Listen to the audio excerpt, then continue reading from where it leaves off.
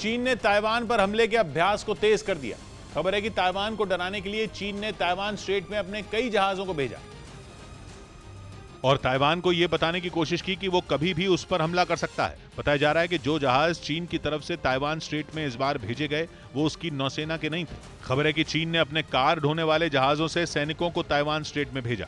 Taiwan straight करीब 180 kilometre चौड़ा straight है जो साउथ चाइना सी का हिस्सा है और उत्तर में ईस्ट चाइना सी से जुड़ता है। यही कारण है कि चीन ने ताइवान पर आक्रमण करने के लिए बड़े पैमाने पर अभ्यास किया और इस बार अपने सैनिकों को ताइवान की सीमा में भेजने के लिए सैन्य जहाजों के बजाय कार ढोने वाले जहाजों का इस्तेमाल किया।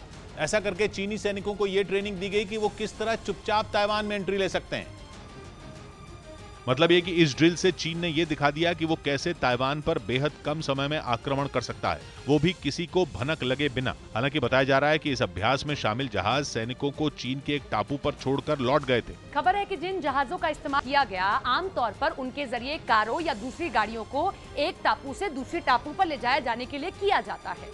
हालांकि रक्षा विशेषज्ञों का मानना है कि चीन ने एक बार फिर टेढ़ी चाल चली और दुनिया को भ्रमित करने की कोशिश की और इससे पहले कि चीन अपने मंसूबों में कामयाब हो पाता, दुनिया को उसकी इस ड्रिल के बारे में पता चल गया। बताया गया कि चीन ने ताइवान स्ट्रेट में बड़ी संख्या में अपने जहाज भेजे थे जिनमें कई टन सामान और सैनिकों को तैनात किया जा सकता है। बीते 70 साल से ताइवान को हड़पने की साजिश रच रहा चीन अमेरिकी संसद की स्पीकर नैन्सी पेलोसी की ताइवान यात्रा के बाद से बौखलाया हुआ है। वो अलग बात है कि उसके हाथ अब तक खाली हैं। पेलोसी की ताइवान यात्रा के बाद कई बार खबरें आईं कि चीन की नेवी के जहाज ताइवान स्ट्रेट में ताइवान की सीमा में घुस गए। हालांकि ताइवान की सेना भी चीन की फौज से टक्कर लेने के लिए तैयार है। पेलोसी की ताइवान यात्रा के बाद जब चीन उस पर बम बरसा रहा था, ताइवान तब भी नहीं डरा।